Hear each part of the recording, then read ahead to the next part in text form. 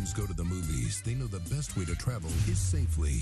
Hollywood, here we come! And you know it's super. To keep your child safe, be sure to use the right car seat for their age and size. Exactly. Know you feel it. We're finally on the big screen. Have a seat, my dude. For more information on finding the right seat, visit nhtsa.gov/the right seat. Gotcha. That's a wise move. It's an update. Brought to you by the National Highway Traffic Safety Administration and the Ad Council. Dude, that girl Emma is totally checking you out over there. I know it, but I just can't ask her out. Why not? Because I'm broke, dude. You're what? I'm broke. Just grab your Jazz 90.1 member card and get 2 meals for the price of 1 at tons of great Rochester locations. Did you say 2 meals for the price of 1? Yes. At all of my favorite places? Mm-hmm. Like the Big Tree Inn? Yes. And Ludwig's Corner Street Cafe? Uh-huh. And Marble Slab? Oh, yes. I'll be right back. To learn more about the Jazz 90.1 member card, just go online to jazz901.org or give us a call at 585-966-2660. 1 in 3 adults has prediabetes. 1 in 3. That means it could be you, your football buddy, your football buddy, or you, your best man, your worst man, you, your dog walker, your cat jogger. While 1 in 3 adults has prediabetes, with early diagnosis, prediabetes can be reversed. Take the risk test at doihaveprediabetes.org. Brought to you by the Ad Council and its prediabetes awareness partners. Hi, this is Kim Corcoran, hoping you'll join me on Sunday afternoons for 2 on the Aisle, Broadway at its best. 2 hours of Broadway musicals. Classic shows like My Fair Lady and West Side Story. Classic composers like Rodgers and Hammerstein, Stephen Sondheim, and Lerner and Lowe. And all those fabulous performers like Ethel Merman, Carol Channing, Bernadette Peters. Well, we'll play them all. That's every Sunday from 3 to 5 p.m. Hope you'll be there, because I'm saving you a seat here on member-supported Jazz 90.1.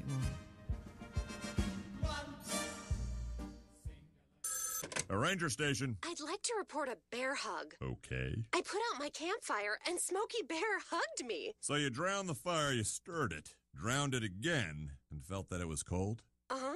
Yeah, but he's just letting you know you did good. Bear hug from Smokey Bear. Status update. I'm gonna let you go now. There are many ways to start a fire, but one sure way to put it out. Learn how you can do your part at SmokeyBear.com. Sponsored by the U.S. Forest Service, Ad Council, and your state forester. Sam Weish was a quarterback, head coach, and broadcaster in the NFL. Last year, he became a heart recipient.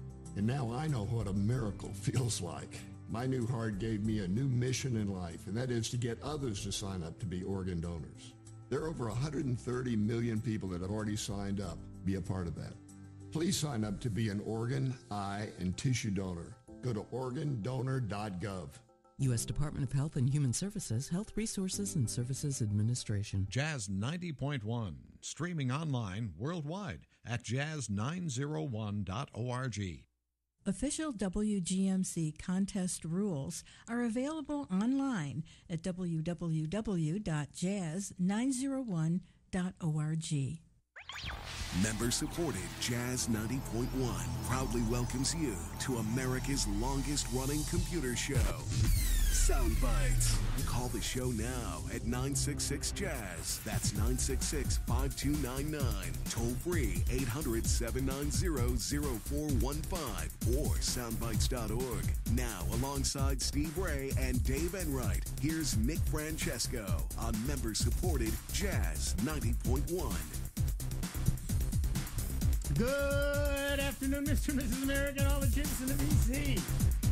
Well, we're ready. It is Saturday, the 5th of January, Anno Domini 2019, and you lucky people, you're listening to Soundbites. I'm Nick Francesco. I'm Dave Enright. And I'm Dennis Worster. And it's 6 minutes after the hour. We're going to be bringing you news, views, things to choose, nothing to lose. Kick off your shoes, don't get to lose. Here comes the news. Steve Ray is, of course, one step ahead of the law somewhere in the Southwest, hiding amongst the mesas and badlands. Yes, and all the indigenous animals in that area. Exactly right. Enjoying the low humidity. Bears. Oh, no. That's basically lizards and cacti. Yeah, not much. That's pretty much That's it. what I've been there. Excuse me. The beginning of 2019 isn't proving to be as fruitful, get it, as Apple anticipated. There it is. Nice one. CEO Tim Cook released a letter to investors on Wednesday that revised the company's guidance for its first quarter 2019 performance. Apple now expects a minimum of $84 billion in revenue, down from $89 billion projected at the end of the last fiscal year.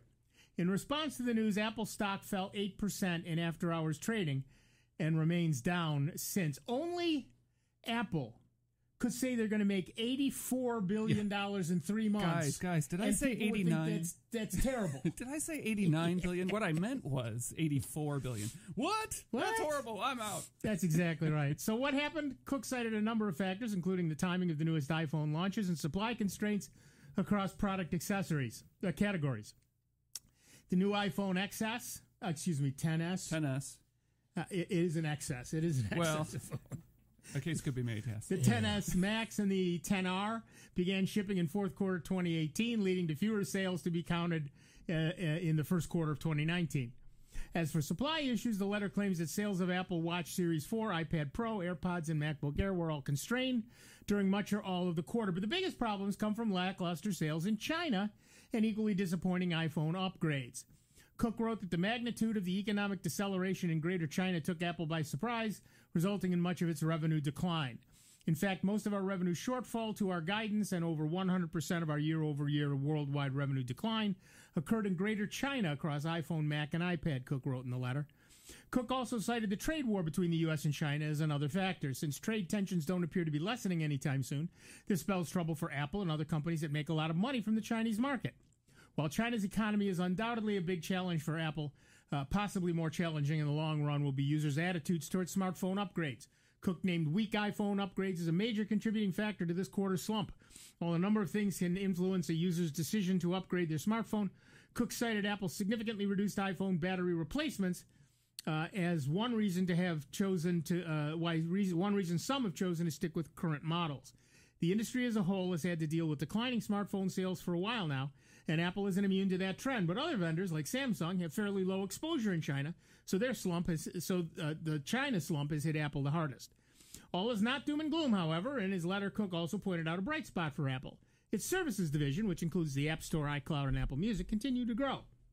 As with a video streaming service rumored to debut sometime this year, Apple is quickly laying the groundwork to reinvent itself as a services company rather than an iPhone factory. So our poll of the week at soundbytes.org. That is Bytes with a Y, Francis would like us to remind you, is Apple stock plummets 8% on news of grim Q1 2019 outlook. And your choices are they'll pop back soon enough, just one more bit of economic bad news, there goes my retirement, and meh.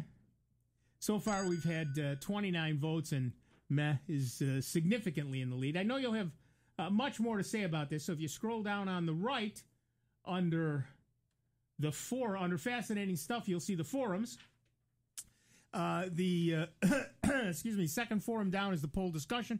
Currently, at least, the number one item under the poll discussion is 5 January 19, Apple stock plummets 8% on news of grim Q1 2019 outlook. And, of course, you can join us here. So give us a call, 585-966-JAZZ.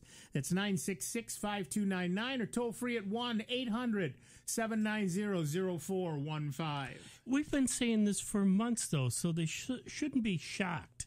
I mean, Apple, just like PCs, you're seeing fewer and fewer of them in stores.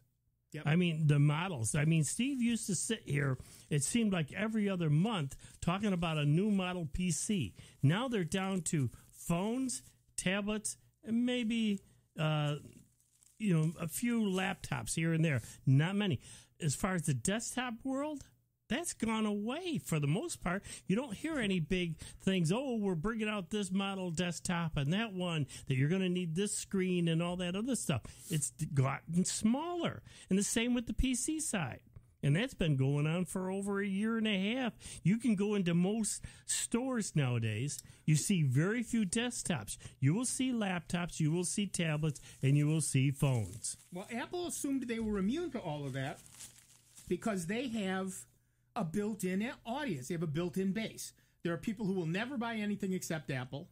Yeah. And they're assuming that those people are going to just keep on buying the new product year after year. This year, we see that what they've mostly done is bought new batteries for their old phones and not bought new phones. And apparently that shocked them. Somebody actually bought a $29 battery instead of a $900 phone, and that surprised Apple. Well, again, how many other features can be done in a phone? And I don't care whether it's on the Android side or the Mac side. Right. Our phones maturing in their capabilities to the point where it's more difficult to add new things and to make those seem very attractive to potential customers. Right. There's no wow factor anymore. It's like, well, we changed the icons. Okay. But the biggest factor, and it's turning people off, and they want to stay with their own phones. And this is again true for the Mac side and the PC side, or the Android side, is they keep focused on getting thinner. With thinner is less battery life. And if I've got an older phone, again, doesn't matter which manufacturer, that's got a bigger battery and it's lasting me longer. And a replaceable battery. Yeah. Why would I want to go to something that's thinner and, costs me a lot more money and doesn't last as long? That's right. For those few millimeters, which we talked about just last week, is stupid to say, it's 3 millimeters thinner. You put a case on it usually anyways. That's right. So, yeah, there's a few things involved there. The engineers want to have a unique challenge to deal with. So trying to come up with something thinner means that they get to exercise their mind and try to produce something that's thinner. And that's great until you stop thinking like a customer and stop thinking like somebody who's actually going to use it and stop designing it, not for your eyes, but for your life and how it gets used. So the challenge really ought to be, how do I make this a device that makes people get more done or helps people improve their life or that solves a problem for them? Right. And what I'm seeing right now is not engineers. What I'm seeing is fashion designers. Yep. People that want to make something that looks great in a photo shoot, but when you go to use it, where'd my battery life go? And when you think Apple, you think two names, not Steve Jobs anymore. You think Tim Cook, sure, and Johnny Ive. Yep, premium products. But Johnny Ive is not really an engineer; he's a designer. He's an industrial designer, right? Yes, industrial design. I'd say probably since the late '90s with the original iMac has been a very strong part of Apple's capabilities and sensibilities. Right. And the internal engineering, I don't think gets as much, all the what I call the WAS stuff. All the internal engineering and the micro E that goes into this is never given quite as much fanfare, in my opinion. They talk about it a little bit, but then they talk about the details. They don't talk about why that's great. The other issue that Apple, I think, has is they cannibalize their own product lines. They do. They feel like they want to cannibalize their stuff before somebody else does it. I suppose. And we saw that, for decades with the iPod when it first came out. And Steve Jobs was the first person to say, I want us to be the people who customers look to see what's next, what's the next thing. Right. And truth be told, so much of the technology industry, especially the consumer level technology industry, is all about, hey, what's the new next shiny thing? What can it do? And you and I, we've all been around long enough to remember the progression of technology in the 70s, 80s, and 90s was just absolutely phenomenal. The difference that you saw year to year in performance, in capabilities, and the way prices would drop made a machine from 2 years ago completely obsolete. Right. And what we're seeing now is kind of a trending towards tailing off of that. The performance gains have been incremental.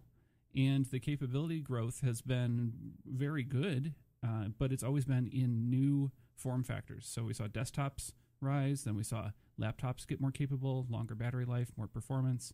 Then we saw phones get better. We saw tablets come along. We're seeing wearables now.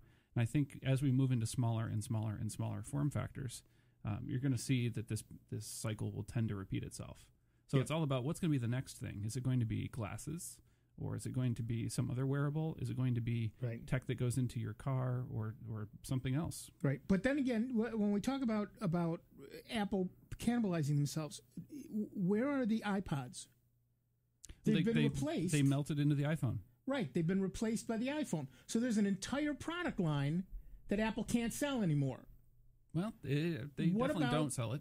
desktops. What about laptops? Let's take a look at these laptops.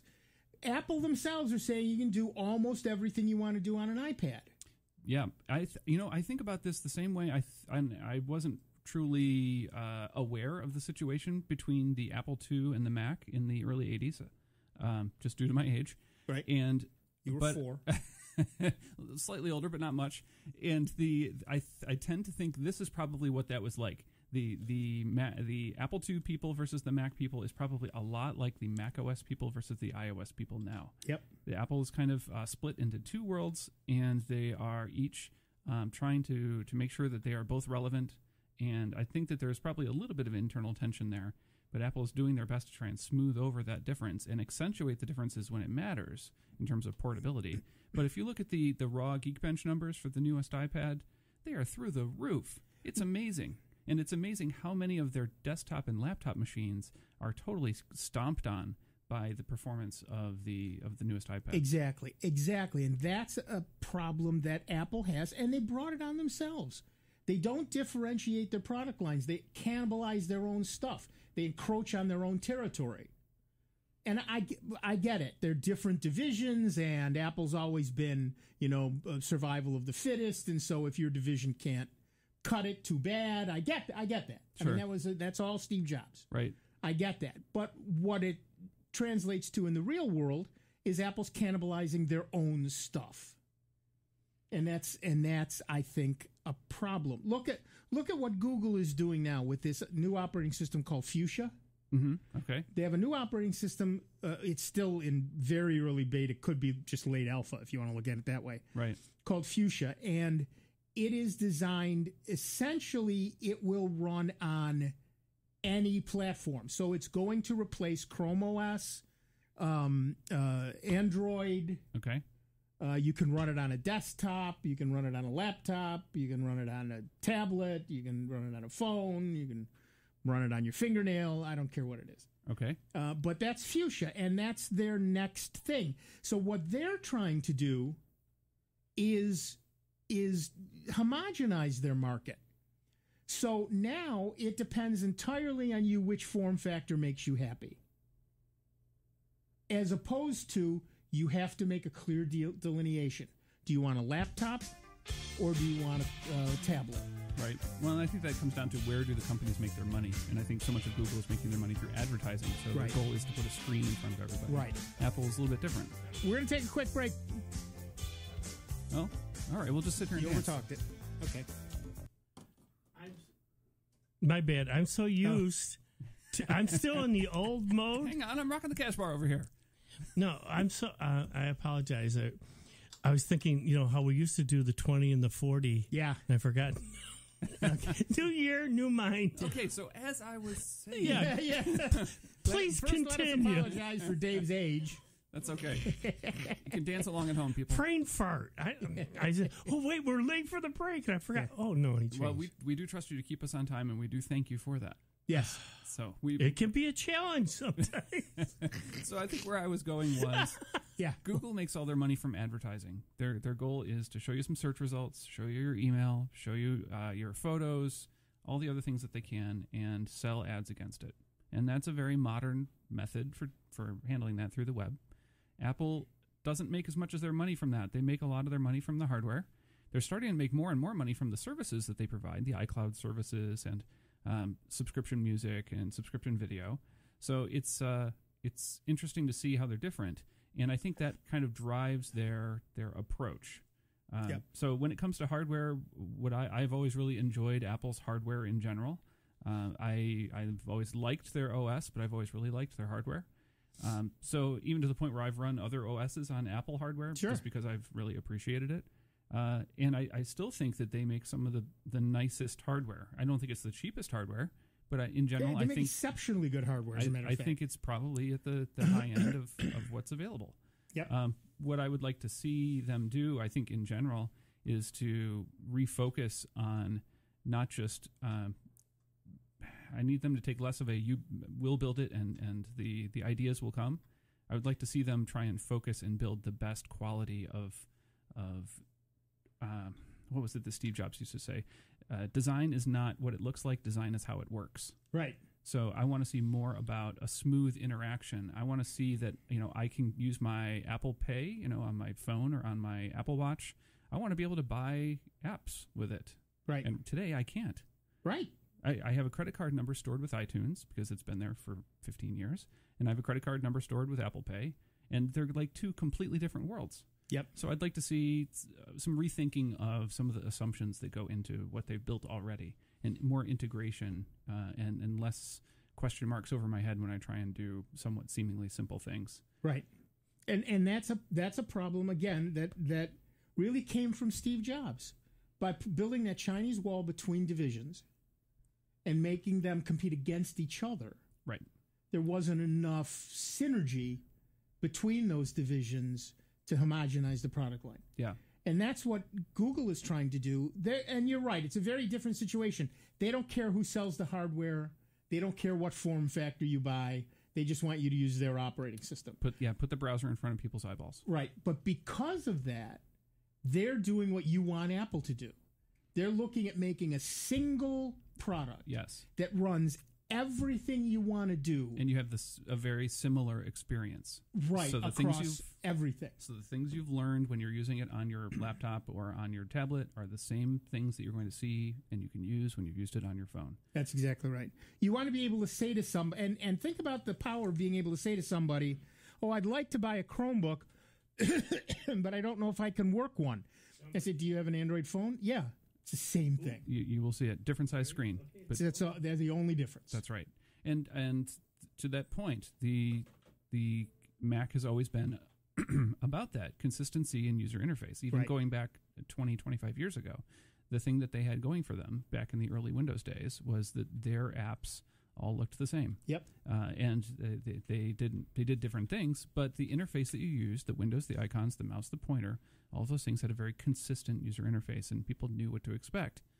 And it was always also very discoverable. One of my big complaints about iOS is on a Mac, you can hover a mouse over something and get a tooltip, or you can use the online help and have it next to it. There's no way to hover your finger over something without activating it on a touch screen. Right. So there's a lack of discoverability, and that's a human-computer interface bug that drives me crazy about iOS. Actually, you can on some things.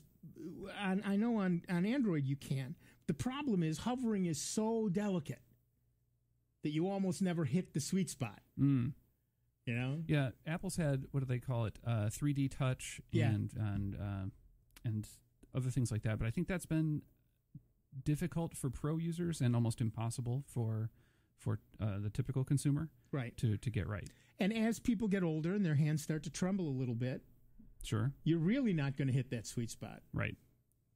All right. To the phones. Our first caller is Larry from Rochester, New York. Hi, Larry. What's up? Good afternoon, guys, and Happy New Year. Happy New Year to you. Hey, I think I'm number one today, so I'm glad about that. I'm making history for myself. Yes, indeed, you're number one for the year, and always number one in our hearts, Larry. Okay, thank you. Got a question. I'm a large format photographer. I know I'm a dinosaur, but I love it, and I still do it. Why not? I have an old Palm Pilot that used a piece of software called DOF-Master, Depth of Field, and I still think it's one of the best things out there. And my Palm still works. What I'm trying to do, though, is see if I can get the Palm LE software downloaded to my Mac so that I can plug up the cradle for the Palm and then download the software to the Palm. I found a couple of places. I've even found DOF-Master for the iPhone, but it is nowhere near as good as the old Palm Pilot, as ancient as it is, that piece of software. So just wondering, I found a couple of places looking around, but, you know, you wonder about the age and you wonder about the safety of the site and, you know, things like that. Sure. So just kind of wondering if you heard or anything like that or might have any suggestions. I was about to suggest that there is, in fact, DOF-Master for pretty much every platform, but you're saying it doesn't work the same. And I'll take your word for that. I clearly have never used the software. Right. But I know of no way to run a Palm Pilot program on Mac OS. On Mac OS. Yeah, my Palm days are sadly behind me, and there are lots of things about my old Palm 5 that I truly, truly miss. I do see that there is at doffmaster.com on the website, there is an online depth of field calculator that you might be able to bring up. Right, and I actually tried that last night on my my iPhone, and it's an online version.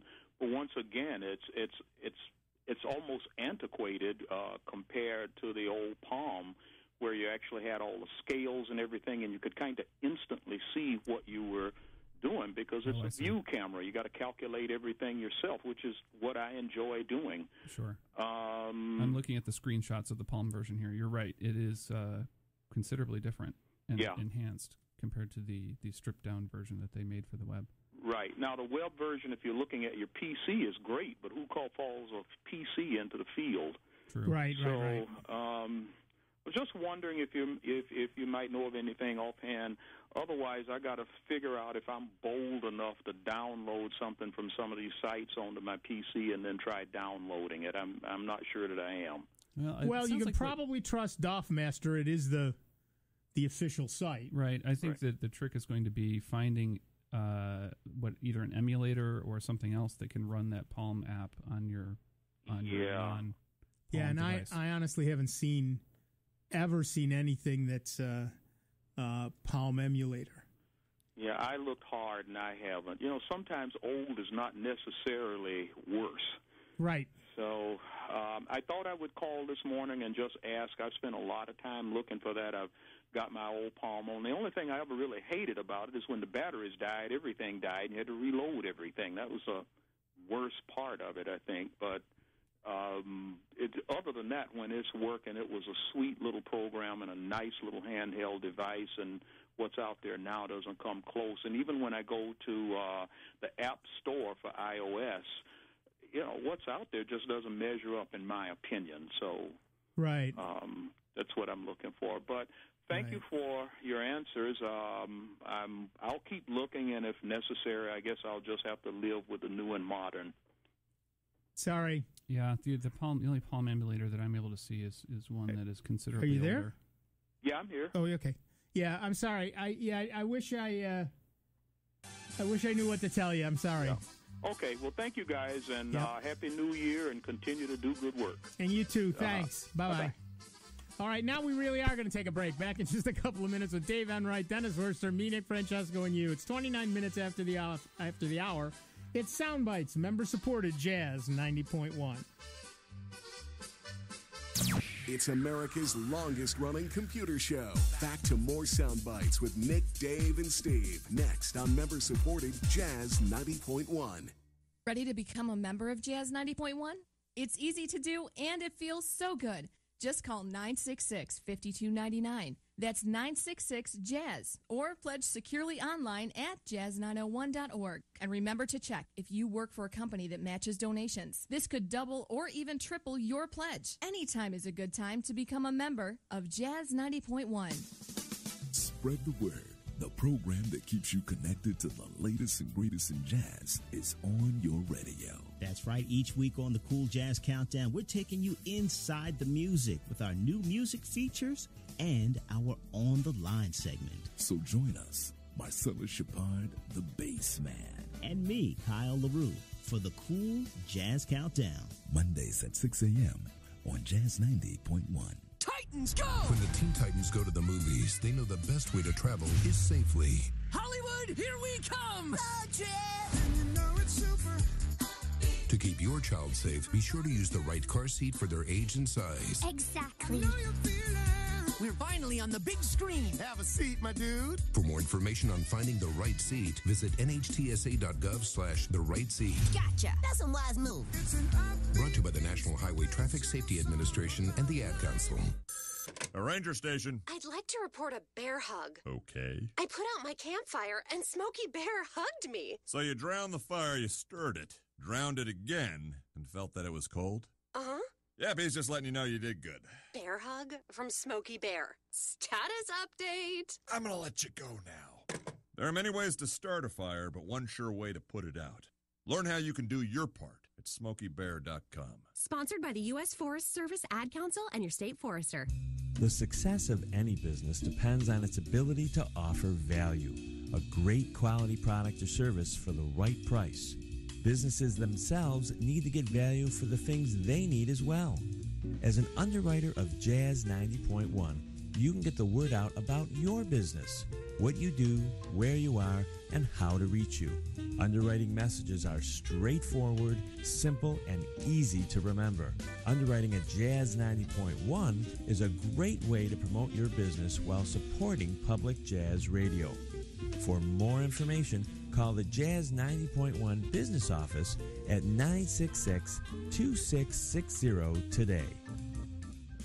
To buy your home, you became a house hunting ace, learned about loans, scoured neighborhoods, and asked the right questions. Now you're queen of your castle. If you manage that, you can get your retirement plan on track. Visiting aceyourretirement.org can help. With 401k tips and smart saving strategies, you'll feel empowered to own your retirement like you own your home. Go to aceyourretirement.org.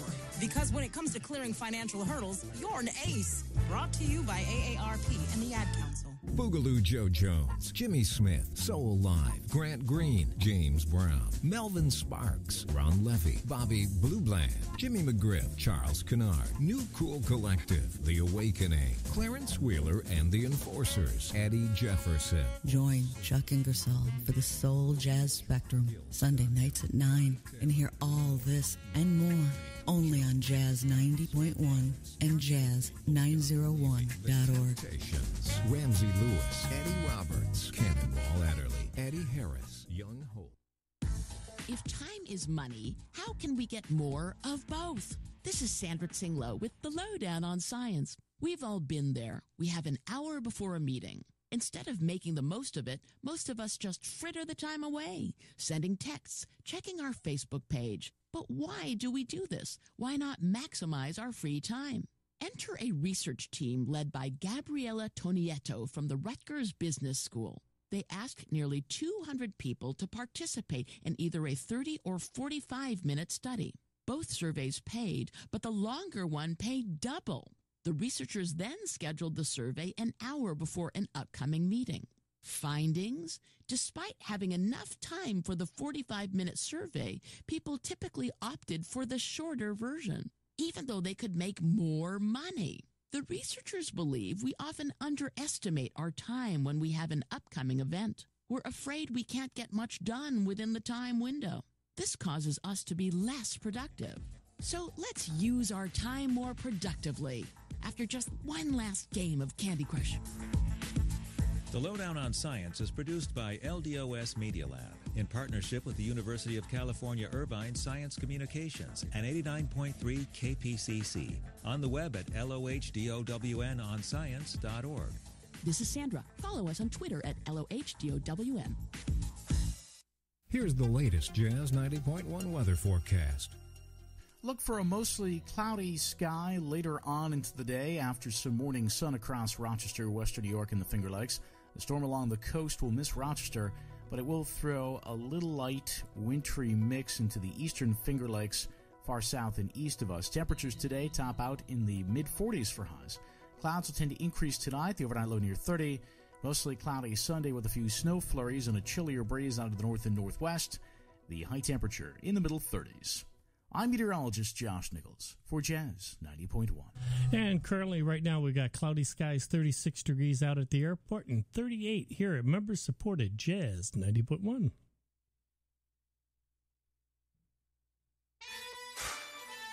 Hi, this is Otto Bruno.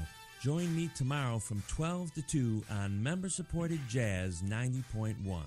Welcome back, everybody. I'm Nick Francesco. I'm Dave Enright. And I'm Dennis Worster. And at 36 minutes after the hour, you're listening to the very first Sound Bites of 2019. Woo! And yes, Steve Ray is not here, so those of you who've been patiently waiting for the YouTube stream to come up, there isn't one this week. I must remain shrouded in mystery. Yeah, Dennis. No, you were on screen last week. Yeah. Well, you know what? I guess you're right. So, yeah, you'll have to go back to the old stream if you want to see what I look like. See Dennis's face. All right, we talked about... I apologize in advance. Yeah.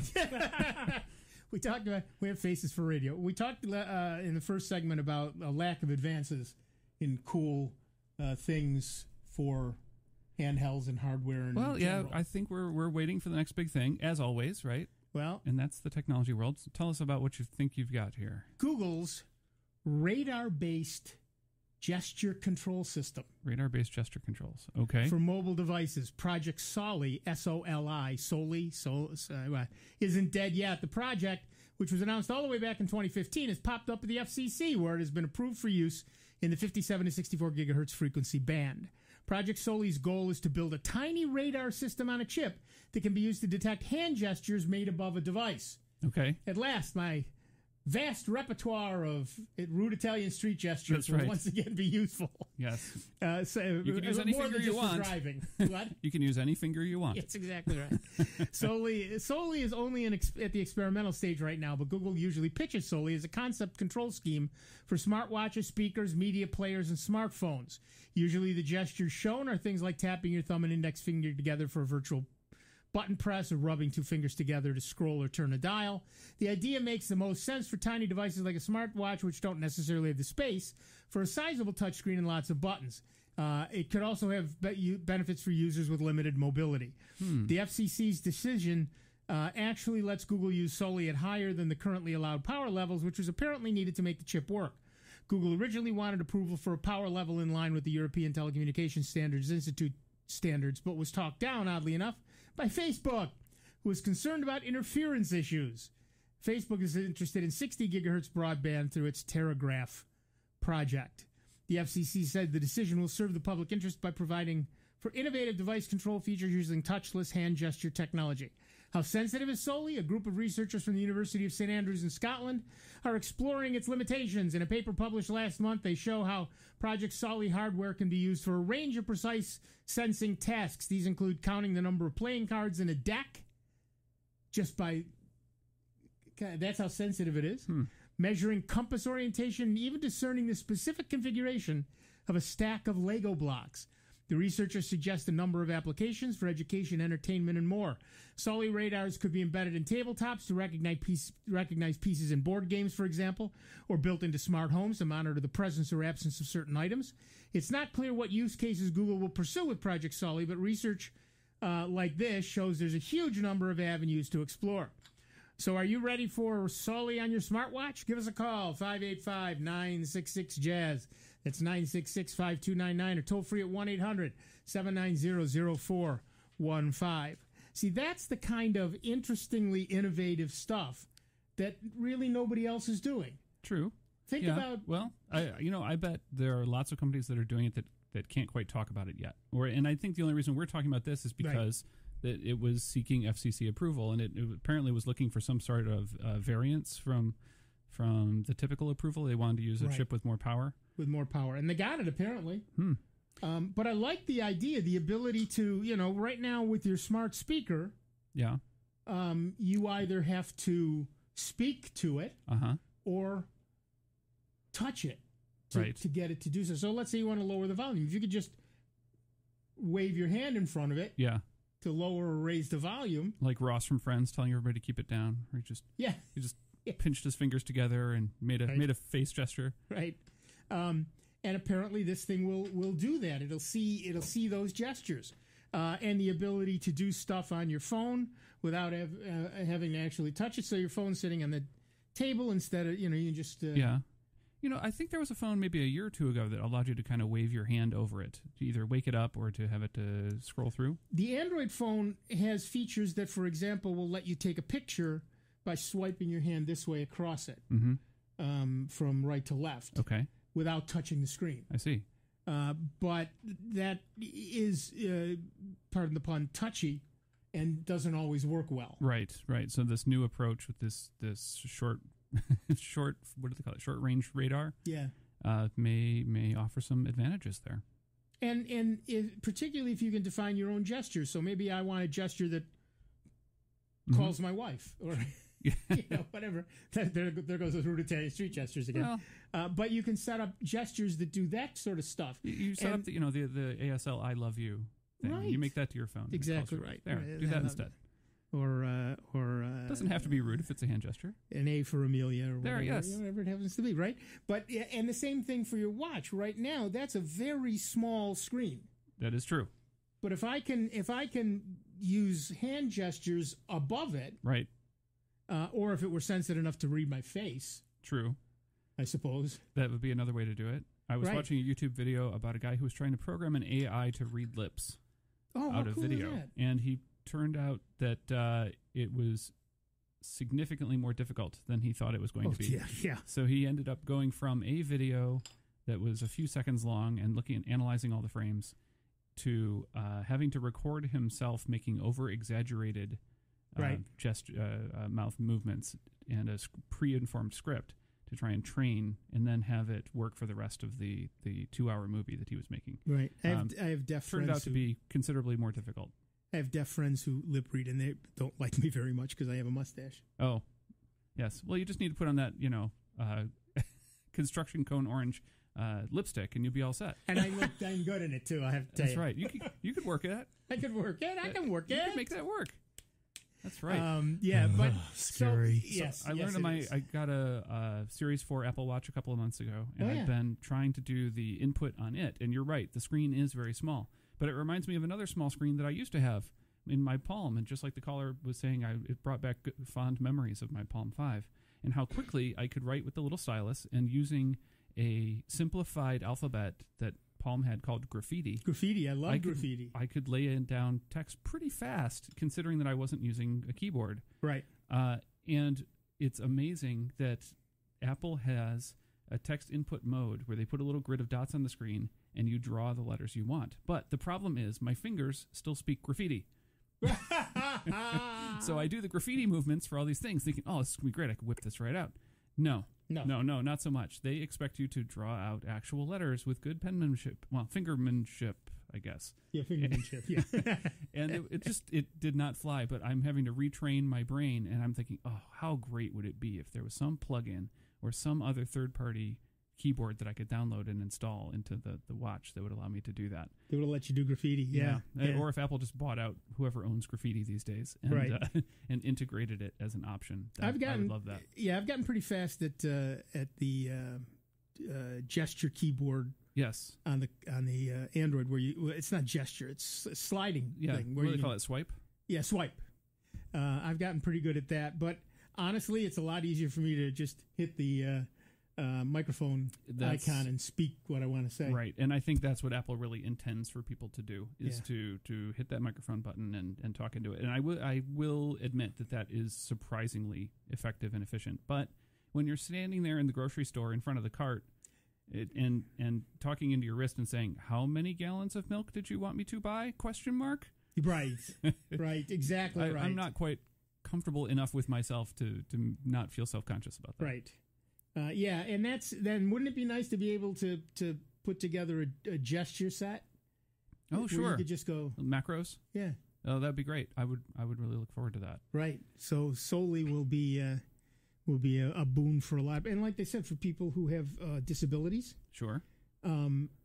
If you can, so for example, if you have head movement but not hand movement, the ability to put together a series of gestures that will convey an alphabet or words, the sort of thing that Stephen Hawking did. Sure. Where he would look at certain things. Eye tracking, yeah.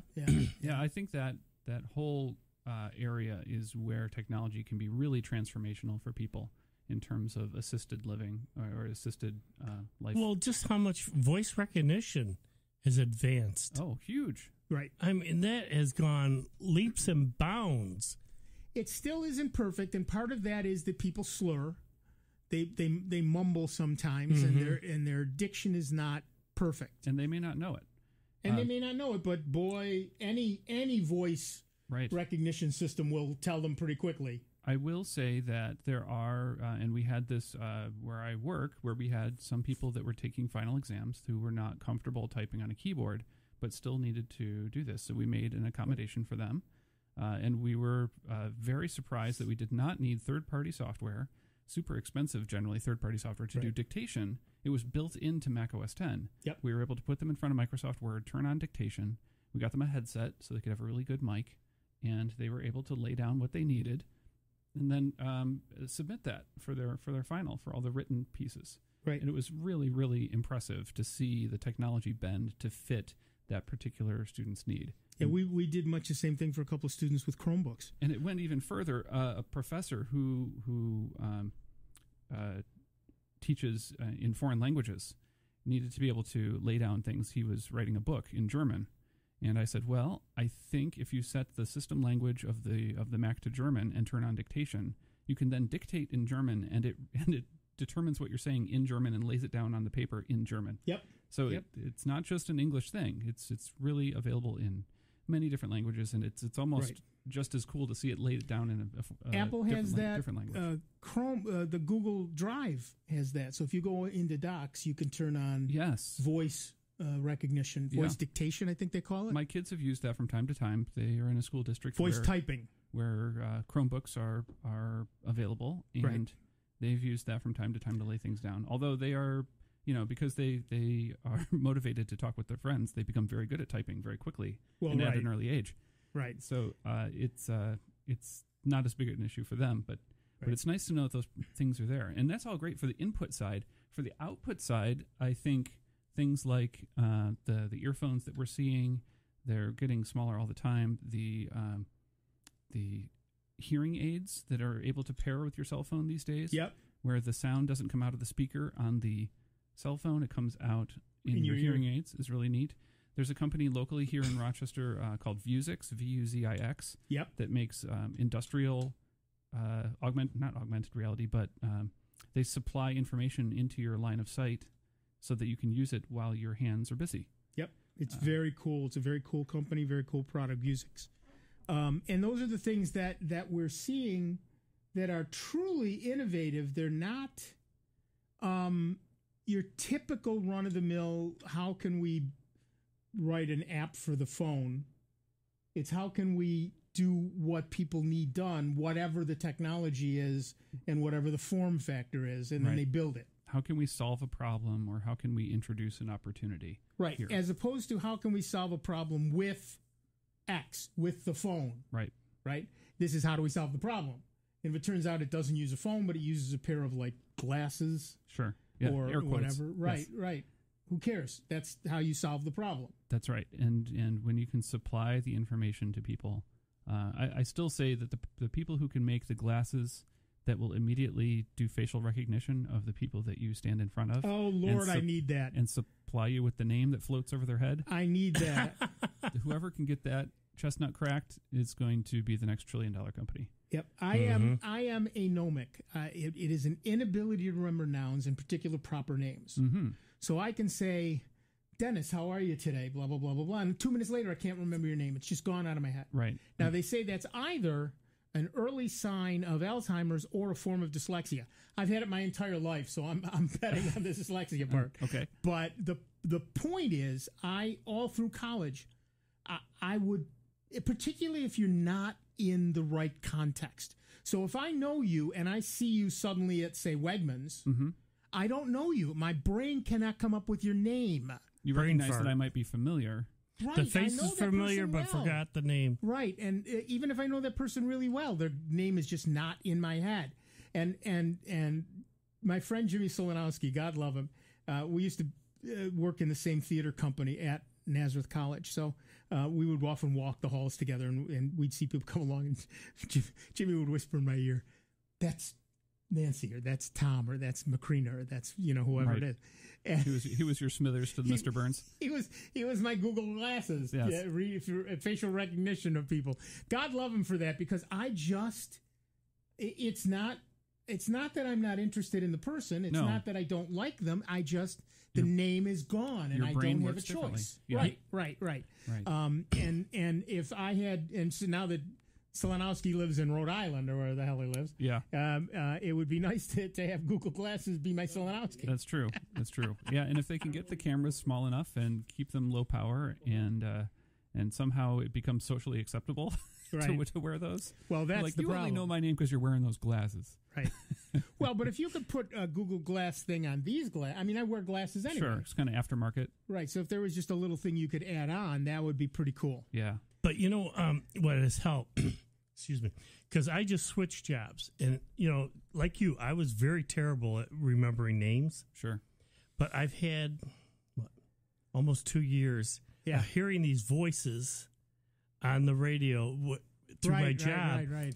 Calling out to different drivers and the names, that now that I'm in dispatch, people are surprised because I can call out their names. Right. And and it's like, boy, normally I would have sucked at that. Right. I mean, because I was terrible. Like you come up to a person, you know them darn well, and it's like, that's where my wife will sit there at times.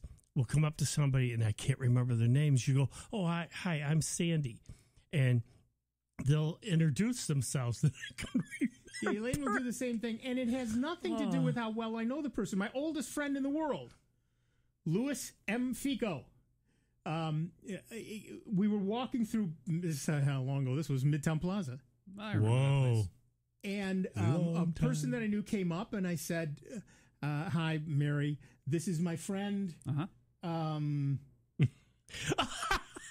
I've known him since I was 4, and he lives 2 doors away from me. His sister's name is Margaret, and his parents' names are... And I just couldn't... And, of course, being that Lou is my best friend in the whole world, he was not going to help me. Yeah, he was going to leave you hanging. He's going to make you sweat it. More entertaining that way. Yeah. Watch you sweat. He just pulls out from behind his back a tin of popcorn and just starts eating. He's just smiling. watching the show. This is going to be great. All right, to the phones. Our next caller, and I know his name, I think, is Tom from Irondequoit, New York. Tom, what's up? Hi, something's got me a little bit baffled. When I send an email to a Roadrunner address from my Windows 10 desktop, she never receives it. Okay, and I never get one of those, what is that, mailer demon reject notices? Sure. Never receive one of those either. If I send her an email from my iPad, there's no problem. She receives it. Okay. Is it the same Roadrunner account on the iPad? Yeah, I triple-checked the addresses. Okay, so you're sending from your side, and is the recipient also a Roadrunner user, or is it somebody else? Yeah, when you send it from the iPad... I don't have Roadrunner. No, when you send from the iPad, what account are you using? What account? What provider? What provider are you using to send mail? It's not Roadrunner. Who is it? Oh, it's through Frontier. Okay, and when you send from your Windows desktop, are you also using Frontier? That's Frontier, yes. We're thinking. I don't know if this makes a difference. A long time ago, the person who I sent it to, her Facebook account was hacked. And it got into my Facebook account, and I got hacked, and that was Facebook closed it down, and for a day, and now I don't know if that makes a difference at all or not, but that's probably separate. Yeah, but I just thought I'd throw that into you. Right. But, I mean, it's got Which email program are you using on your computer? Right now I'm using the Frontier Mail because I've been meaning to switch over to the Windows 10 Mail, but I had problems transferring over my contact list. Sure. Well, let me ask you a question. Have you tried... The Frontier Mail is basically a website, right? Yeah, you go on there, and I guess it's through Yahoo Mail. Right. So do me a favor. Try sending from your iPad through that Frontier Mail Yahoo interface. Say that again, please. So instead of whatever program you're running for mail on the iPad, yes, in your Safari browser, open up the same website you use on your desktop. Oh, you mean if on my iPad? Yes. Okay. And send her an email from there. Okay, on my iPad using the Yahoo Mail. Right. If that also fails, then we know the problem is either that your friend's email is rejecting Frontier Mail generally, I see. Or there's something wrong with that address on Frontier. Okay, would it be on her end? Well, it might be. It might be that you say you've checked the two addresses against each other, but what I often find out is that sometimes people have transposed a letter or they put in a comma instead of a period, right. And it's very hard to see on most fonts that people use on their systems. And the iPad stores. That was one of the first things I checked. iPad stores its own collection of email addresses on itself in the app called Contacts.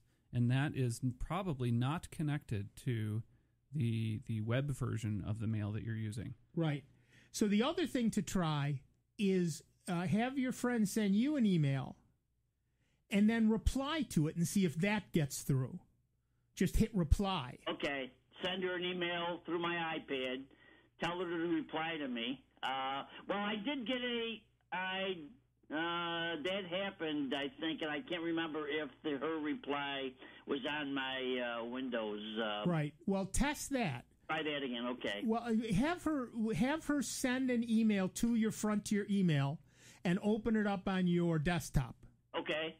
And see if you then reply to it and see if she gets it. Gets the reply. If she does, then the problem still, although you've looked a million times, the problem is still that you've got her address somehow screwed up. Also have her look in her spam folder or junk folder to see if Roadrunner is junking your email from Frontier. Yeah, okay. All right. Okay, can I ask you one other quick question? Very quick, we're almost done. Okay, I have an old iPad, okay, and they have that built-in obsolescence where I can't get the latest operating system. Okay. And I was looking at Chromebooks, and you recommend Chromebooks from listening to you in the past. We like Chromebooks, yes. Yes, but I see there's a big variation in prices. Is that just on like memory and?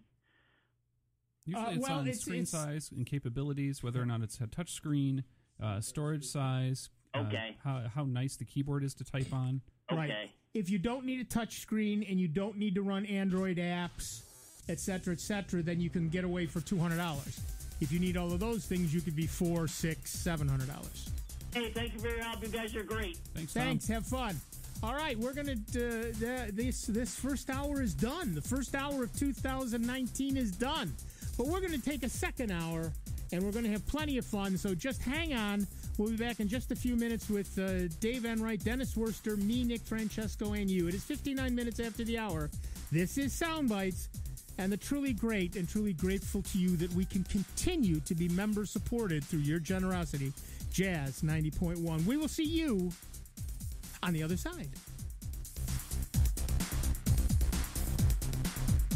Computer talk you can understand. More Sound Bites is next on member-supported Jazz 90.1. WGMC Greece Rochester, a public service of the Greece Central School District. Jazz 90.1. Online at jazz901.org. White House officials and congressional staffers are negotiating this weekend as the federal government shutdown continues. Correspondent Kristen Holmes reports neither side is budging. President Trump suggested multiple times that he would not move from that $5.6 billion for the wall. We know Democrats are also not going to move and not going to do any funding for the wall. So they are at a standstill here. The hunt continues for the drive-by shooting suspect who fired into a car near Houston, killing a 7-year-old girl. Correspondent Kaylee Hartung. The Harris County Sheriff's Department telling us that while they have had a flood of tips coming in since they first released that composite sketch on Thursday, they are not yet ready to discuss any specific tips or leads that those tips have produced with us. Houston Texans star receiver DeAndre Hopkins has announced he will donate his $29,000 playoff game check to help with funeral and hospitalization costs. I'm Ann Cates.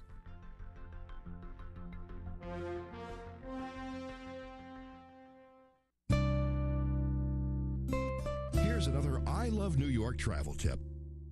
Relive and experience the thrill of Winter Olympic competition in the Adirondacks, in Lake Placid, and at Whiteface Mountain in Wilmington. At the Olympic Center in Lake Placid, see the history and experience the excitement of the Games at the Lake Placid Olympic Museum. Then go ice skating on the Olympic Speed Skating Oval.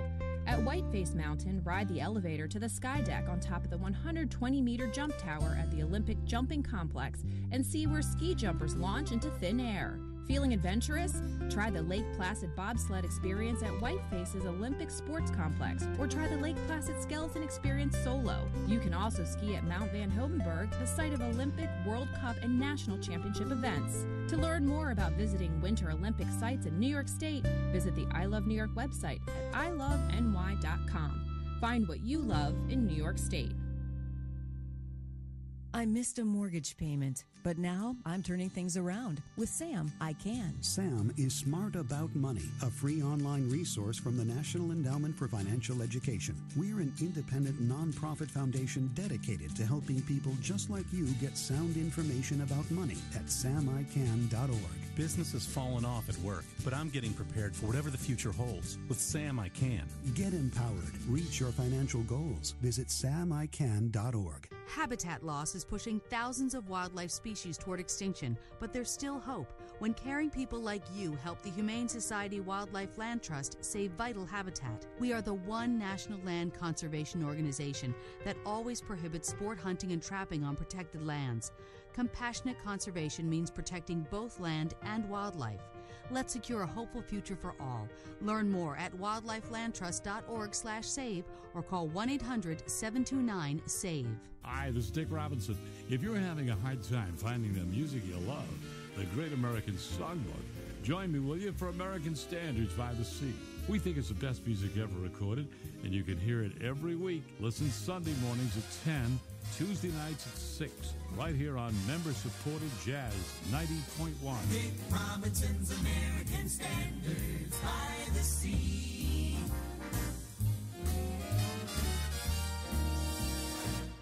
I get it. Your desk has been there for you, holding up your computer, your unused stapler, and that plant you forgot to water. But maybe it's time to leave your desk and spend your lunch break volunteering with Meals on Wheels. Doing Meals on Wheels for me is the joy that I look for at the end of my week. I'll come to the door with one meal and I'll walk away with a full heart. Drop off a warm meal and get more than you expect. Volunteer at americaletsdolunch.org. That's americaletsdolunch.org. Brought to you by Meals on Wheels America and the Ad Council. Hi, I'm Otto Bruno, your host of the Sunday Music Festa.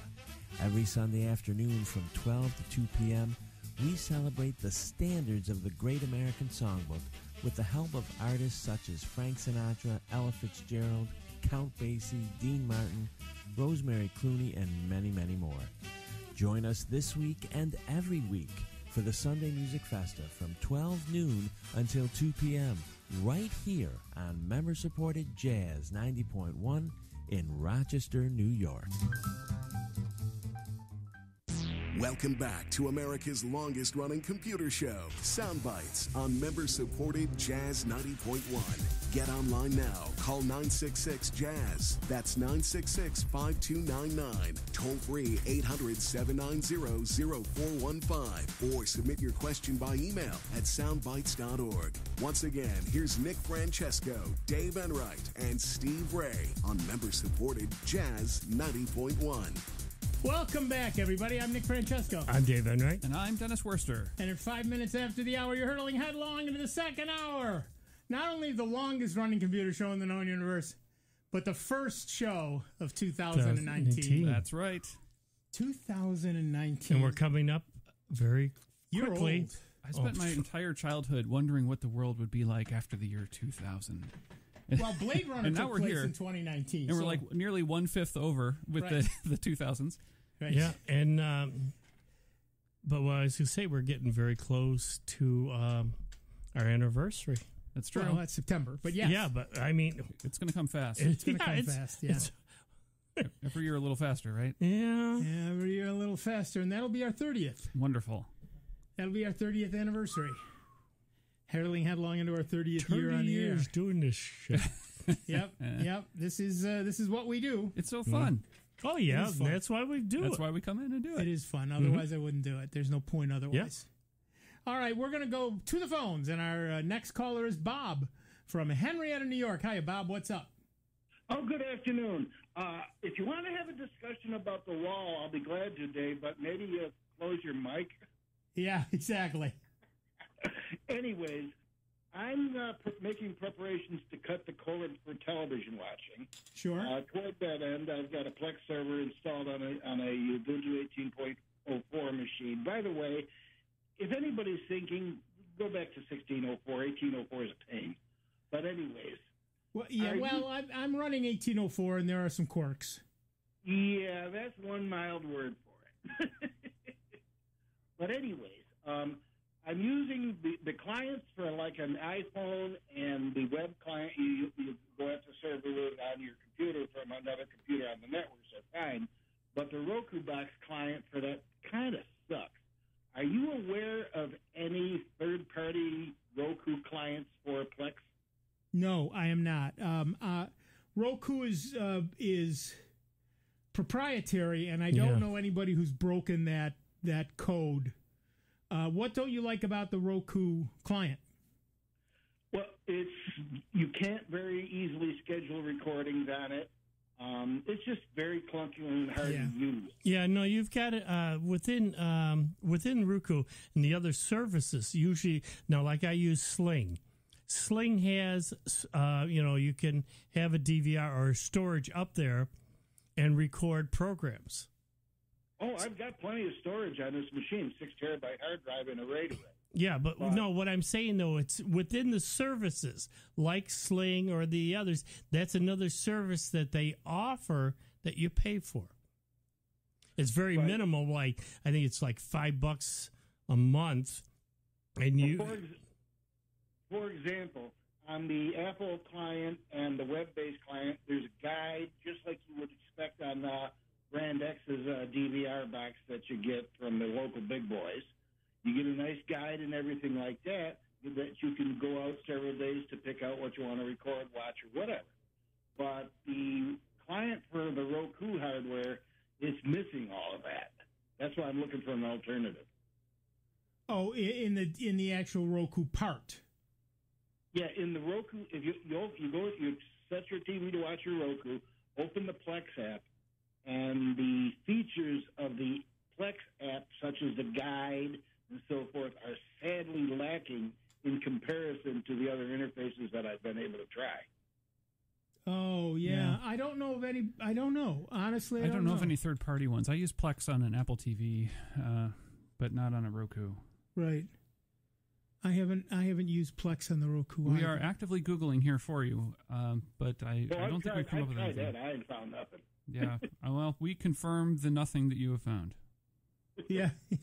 I'm sorry. Well, that'll be the easiest call you had all day, isn't it? I guess so. Sorry. So thanks for that. Well, it's always painful to us when there's an issue like that. But if somebody else calls and has a great answer, we'll be sure to log that and make sure to listen. Yeah, I'll be listening for the rest of your show. Wonderful. I was just wondering if you knew of any alternative, because the scheduling on this is really bad. Sure, I could go to my computer, log into the server via a web browser on the computer, do what I want there, but that's not how I want to watch TV. Right. No, I get it. I'm sorry. Okay. Well, thanks. Have a good day. Yeah, okay. Thanks. You too. By the way, I'll be glad to have a discussion about the wall. No, you won't. Thanks, Bob. Bye-bye. The Plex is just one of the many companies that will help you cut the cord, and as long as your network interface, your internet connection is fast enough, cutting the cord is something more and more people are doing. Right. And it's frees up a lot of people. They can schedule things differently. They can add things that you don't normally get on your cable system. You can do just a bunch of stuff. Dave cut the cord a while ago. Coming up on over 3 years now. Wow. Yeah. That long? Yeah. Yeah, Amazing. And I haven't missed it one bit. Yeah. I mean... And what did you used to pay for cable? It was... Matter of fact, that's what drove me to it, was the bill was going up, and because I just had, the one box. Yeah. The one box, and that was that was going up to $98 a month. Yeah. Oh my goodness. And now for one box. Yeah, for one box, And if I wanted the higher channels on it, I had to get additional boxes. Right. And that's what turned and it's like, yeah, no. So that's when I started doing the research on cutting the cord. And like I said, and we've had this discussion before, I sat down and for over a month went through and listed the various programs and on what station they were on. Okay. So I had this list of programs that I like. You're doing your homework. That's good. And then I went back and to the various companies, packages out there like Sling and Amazon and Netflix and all these others, seeing what they offered. Okay, matching them up. Yep, and it turned out that Sling was the one that I liked with the most channels that I watched. I have an antenna, in my window to get the local channels. Otherwise, I get all the same channels that I was going to pay $98 for now. I'm paying $29.99. Okay, so you're down well below a third of what you were going to pay before to get the same content. Now, what did you end up missing out on? And the other nice thing I like about it, is I can come in. Say I get home and I'm running a few minutes late, and I get in and there's a program that has already started. Sling gives you the option that when you start it up, it'll give you a menu. Do live or start over. So you can start over. So that program that you might have missed 10, whatever, even you could just about be at the end of it, but it was one you really wanted to catch. When you queue it up, say, start it from the beginning, and bam, it starts it right from the beginning and continues on. Wow. That's great. I remember. And they have now the recording. You can do a DVR system. That's another $5 a month. Okay. To record any programs that you want to click and say, watch. Record this one for me so I can view later. Cool. Yeah, and I mean, every channel that I possibly wanted is there, and then some. Right. Wow, that's really great. I'm glad you were able to figure that out. Is there anything you had to give up on from your list? Not a one. Okay. Matter of fact, I gained because wife enjoyed the Hallmark Channel. Okay. And that was kind of one of the things that we enjoyed watching that, just as I was getting ready, hemming and hawing, all of a sudden they Sling announced, we now have this package. It included the Hallmark channels and a couple others, a DIY, which I enjoy a lot, and the History Channel. So, boom, I added that in, and I say $29.99. I can handle that. That was compared an easy to $98, and it does it. I'm not going to get a bill. We due to this or that, we got to raise our rates. Sure. No, I haven't had a rate increase in over 3 years. Right. Well, that's great. Whereas the cable companies, they're going to charge you more. Instead of raising the rates, they say, we got to charge you more for the box or this or that, and some excuse. They always find a way, don't they? Mm-hmm. Yeah. Right. Do you watch a lot of live sports? No. Okay. Yeah, I think that's one thing where some people get hung up on that. Well, you can, but the thing that is, though, is you can get the sports package. There's different packages. Plex or Sling offers those? Yeah, Okay. You can get you can, get a lot of different, say, Hispanic channels if you wanted those. I mean, they've got what they call either the blue group or the orange group, and it shows you the different channels that are in it, and then you can add additional packages on. Oh, okay. I'm firing up my web browser here to learn more about this. Yeah, for $25 a month, you can pick either orange or blue, but for $40 a month, you get both. Okay. Now, there's a significant overlap. Yeah. Between the two, but it does give you then, whatever the one thing or two things you may be missing, are they worth another $15 a month to you? Right. So I'm looking at the difference between these. Right. Okay. I see that one, I would say, has more channels related to kids-related stuff. Yeah, they got all different packages. And then the other channels are more adult-focused. Right. Fewer kid things. Okay, interesting. I've also been looking at Google TV. Yeah. Mm-hmm. And a couple of others. And boy, it is hard to pick. Yeah, it is. The thing that I tell people all the time is start a log. Yeah. What do you watch? Right, like Dave said he did. And the other thing, folks, just don't do it for a week. and especially during the seasons, you got to watch it because you got to. Some programs are nowadays, before they used to go start in September and go on until, say, April or May. Right. Nowadays, most series programs only go half a year. Mm-hmm. And then some other program takes over, say, in January. So you got to sit there and, like I say, try to remember the various programs that you used to, that are that you doing might not that have now. seen for 8 months ago. So you got to kind of do it. Like I said, I did over 2 months. Okay.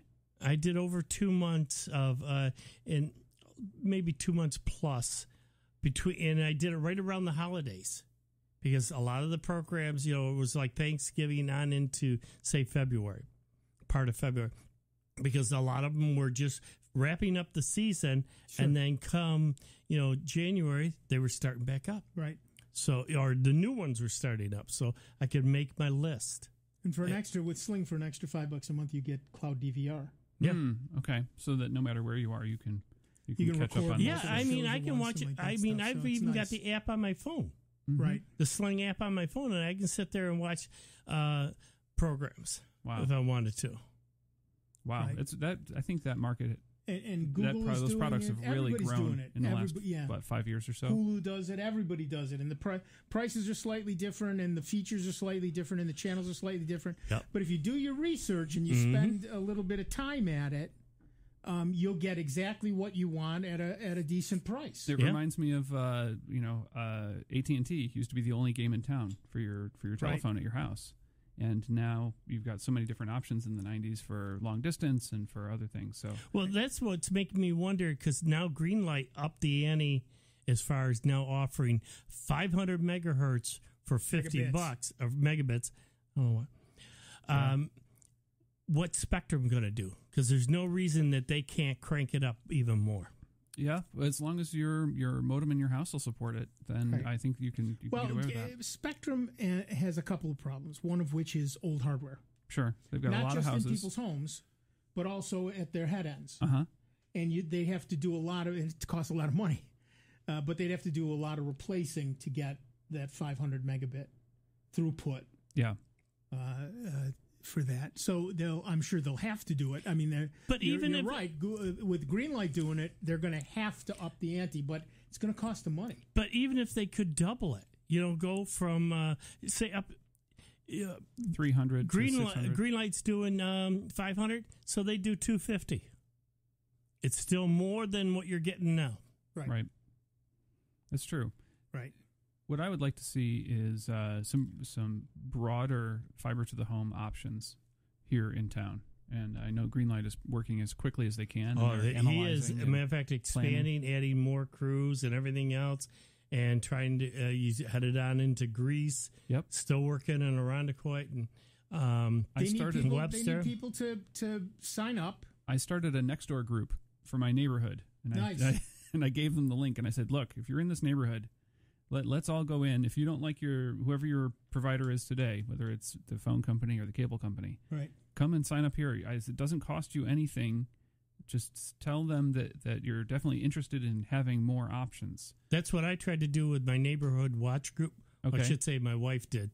And trying to get folks, we're trying to tell them it doesn't cost anything to sign up, but it does offer, great speeds for a lot less. Well, and when you think about someday when you might need to sell your home for whatever reason, if a new prospective young family is coming in, they're going. This is one of the things that they might consider. It's a selling feature, yeah. Especially if they're we're seeing technically that oriented. already. The people who bought the house next door to us. Yeah. One of the first questions they asked is, "Can I get fiber?" Right. Yeah, I'm surprised that that's not a checkbox on Zillow or whoever when you go to look at your websites. Has high-speed internet available. They must have been sad when they said no. And they go, why? Because it's already here. That's right. It's not coming. It's here. Well, I had a guy.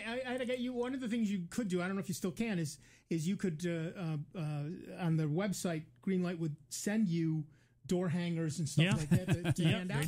Canvas your neighborhood. I opened the door to get my mail. There was a guy coming up my porch steps, and he said, I want to give you this. And I looked at it and I said, you're a little behind. Good news. You can hand that on to someone else. He said, I said, where do you live? He said, 3 doors down that way. I said, I've had green light for a year and a half. We have it here. What? He ran. He leapt off my porch. Didn't even touch the steps. Yes. And headed for home. His shirt was not touching his back as he ran away. Definitely getting on the phone or going to the website and say, I want it. There was a person-shaped cloud of dust where the man used to be at my step. It was a Warner Brothers cartoon. Mm-hmm. You're right. 1 second he was there, the next there was this little cloud of dust and speed lines going off to his house. Neat. He was very excited, I'm sure. All right, back to the phones. Our next caller, patiently waiting on the line, is Steve from Greece, New York. Hiya, Steve. What's up? Well, good afternoon, gentlemen. I don't know how you know it's patiently. We know you, Steve. We want to believe. Okay. I'm going to say approximately year 2000, I bought a program called Firehand Ember. It's a photo viewer editor type of programs, obviously Windows XP. I absolutely love it. I like it better than anything I have found even today. Back then, I think it cost me $20, so now it would probably be a couple hundred. But the person who developed it passed away. I think like 2003, passed away. I found a site, askleo.com. Sure. Yep. /firehand-ember, where he talks about, he used to work with the Matt Smith, and I'm wondering, the problem is my Windows 10 has got to the point where even in compatibility mode, I can't run the program. Right. Can I legally have someone look at it to try to update it to Windows 10? And he did make a comment here about he thinks the source code is lost. If I've got the program, don't I have the source code? Short answer, no. You have a binary that was compiled from the source code. Right. But technically you could theoretically decompile it, but that's not for the faint of heart. And if you're not comfortable in software development, I can't recommend that. Right. I do see that the Ask Leo site did recommend a replacement called Faststone. Yeah, I've tried it. It's better than most of the things. It's closer than what I can find now. Okay. Well, that's not bad. I was thinking that maybe hire some person, some brainiac student at RIT or something to update it. But if I can't do it legally... All right, I'm going to ask... You can certainly reverse engineer it. That's legal. Let's talk about it this way, Steve. What are the features of this software that you really like? The editing is extremely quick. It doesn't go out looking for things. It lets me manually put them in there. When I click on an image, it fills the screen automatically, even if it's like 87%, and it's a quick click, blows it up to 100%. Tell me about the editing that you do. What does editing mean to you? I use it as a viewer. It's a very handy viewer. Okay. The editing is if the colors are off with color bands. It's got the color. What do I want to call it? You can do color correction. Yes. So if I look down at it's got a tone distribution where it'll automatically do it. Grayscale, sharpen, smooth, resize. If I go under color correction, I get brightness, contrast, gamma, tint, saturation, plus the RGB color, all on sliders. Okay. It's extremely easy to use. How many photos do you deal with? Probably. If you had to say to the nearest. I'm sorry. I'm in there all the time editing. So I get a photo and I don't like the balance, or I don't like something else. Okay, so are we talking tens of thousands of photos, or fewer, or more? Well, I've done tens of thousands. Okay. I don't do that. Obviously, that's not a day's work. Sure. Another thing, it'll also take batch. In other words, I can select 10 photos and do the exact same thing at the same time to all of them. Like if I get them all and they've all got a green tint, well, I can remove the green tint from all 10 simultaneously. Oh, I see. You can tell it what to do on one and then have it extend that, batch it to the rest. Have you looked at a program called Irfan View? Yes. That doesn't do what you need. Well, it's just it's not as easy to use. You know, obviously I've been using this for like 2 decades now. Right. I'm very comfortable with it. Comfortable enough that I would pay someone to try to upgrade it to Windows 10. Right. But unless you have the source code, they're essentially reverse engineering it, and that is not cheap. Okay. And as Dennis said, you don't get the source code. What you get is a compiled version of the source code. Okay. And so it's not the source code. You can kind of... Is there still Photoshop Elements available? That might be something, and the skills you learn with Photoshop Elements would be transferable to other tools later on. I'm trying to just mentally think of other audio editing, not audio editing. Video editing. Photo editing tools that I've used in the past. GIMP. Sure, there's always that. Image manipulation program. Are you opposed, Steve, to pushing photos to the cloud and letting an online service supply you with the software? I don't know. Okay. I mean, basically, I don't own the photos, so I'm downloading them, obviously illegal, or I believe legally downloading them.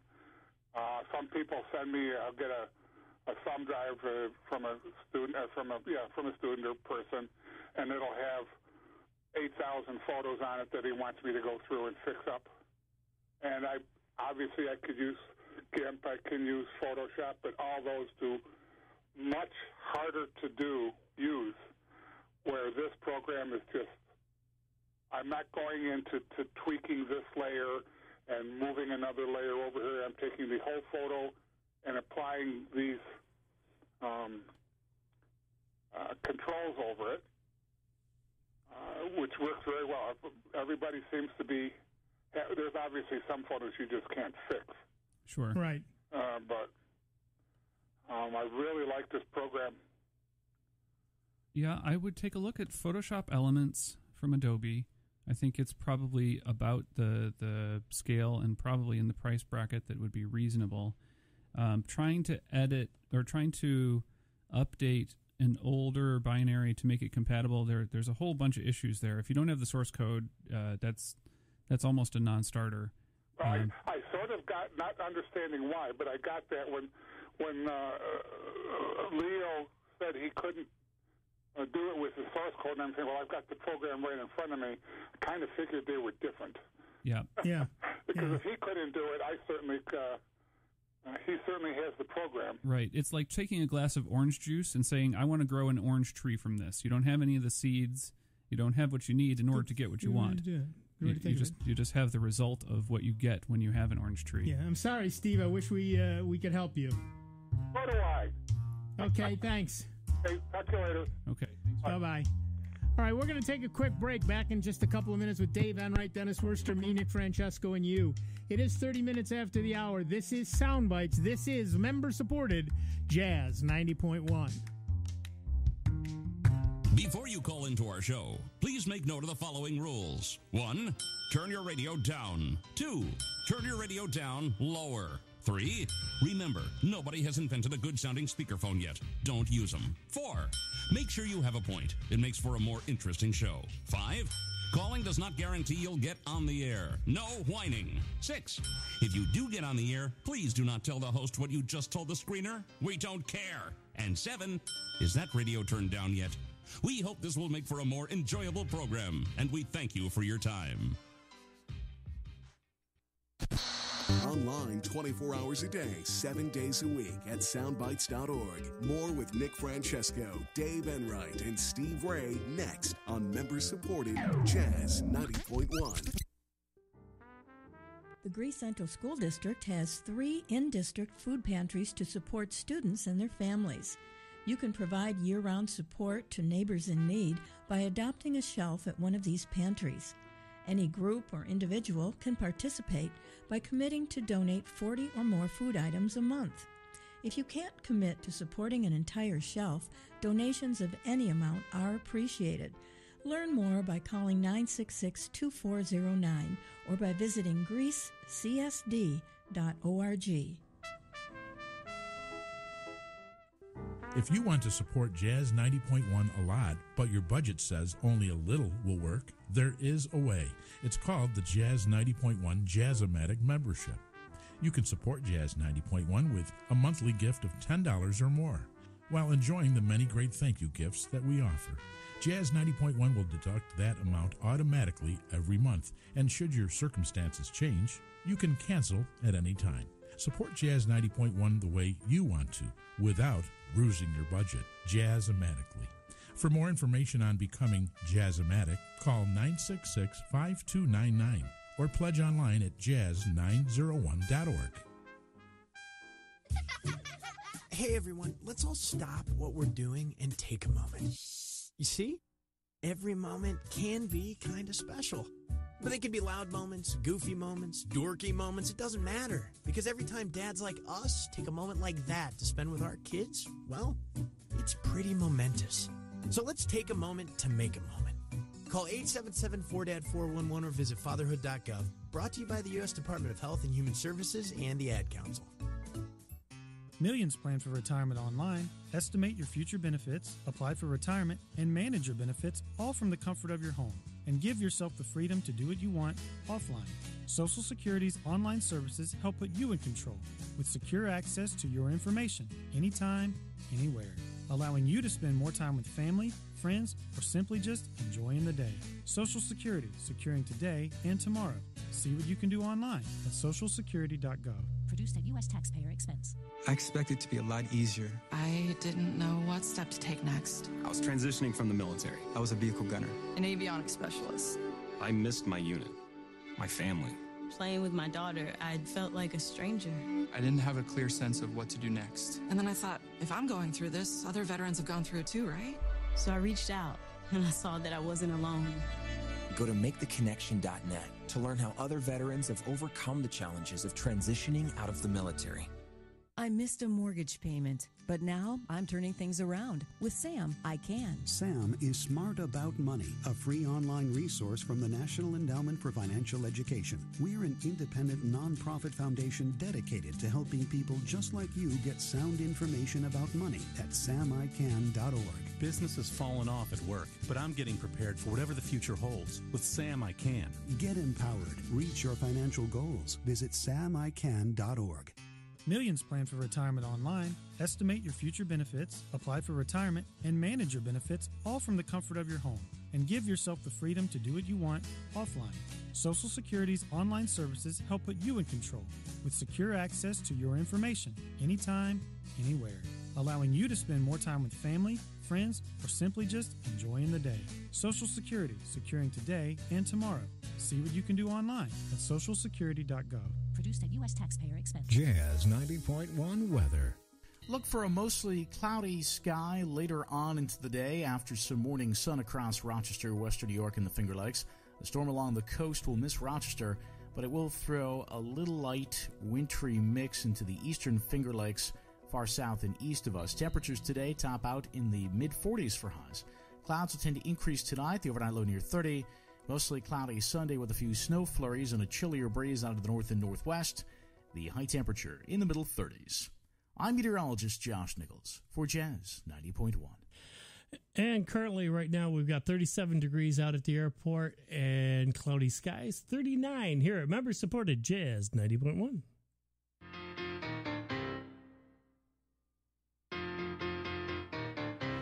This is Rob Linton. Join me weekdays from 4 to 6 on member-supported Jazz 90.1.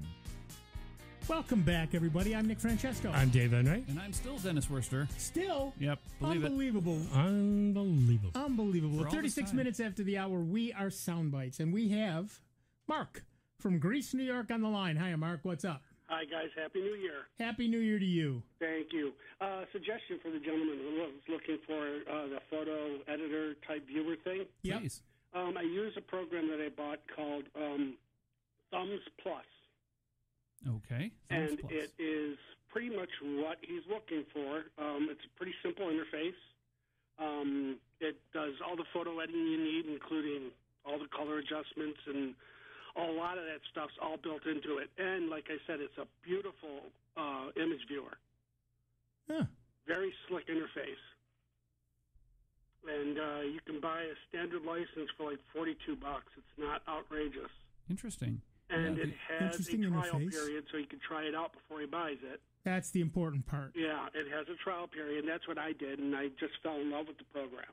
Right. Runs on Windows 10, 32-bit and 64-bit. And Nice. the interface is very similar to what I'll call the slides of the other tool that he was using. Right. Looks like a pretty decent little program. Thumbs up, all one word. What a nice recommendation. Thumbs Plus. Thumbs Plus. Yeah. Thumbs Plus. Thumbs Plus. Right. Sirius.com. Sirius with a C.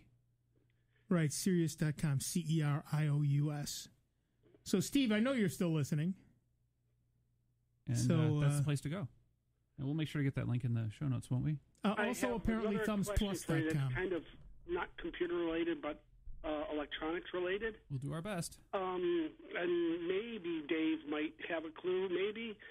Do you have a clue how to get static out of electronics like volume knobs and stuff like that? Static. Yeah. You know, that carbon buildup that you get when something doesn't get There is. If you go to what's the name? It's on the corner of Goodman and Clinton. There's a place there. Goldcrest. Goldcrest. Thank you. Brain fart. He has contact spray. Yeah, it's a contact spray that you can use safely on stuff to flush off, carbon buildup or whatever residue. Okay, yeah, because I have a headphone amp for my bass that I use a lot, and I went through a period of severe arthritis in my wrist, and I couldn't play at all for many months, and I went to use it last night, and it was just all full of static. Yeah, and all the controls. So, all right. So, contact spray and at Goldcrest. Yes, Goldcrest sir. Electronics. Just ask him about the static spray for volume knobs. You'll be fine. Yep, they'll know exactly what you mean. See, not even a computer question. You guys had an answer. We'll make up any answer. We don't care. Well, I bet you it's not made up. So, but thank you. Well, you'll find out when you get there. Thank you guys so much. I appreciate it. Yep. Have fun. Have a good one. Bye-bye. Yeah, that's the beauty. See, we've performed the very first goal of tech support. Yes. Get them off the line. Get them to somebody else. Well, now it's sometimes their that's problem. the best you can do. Yeah.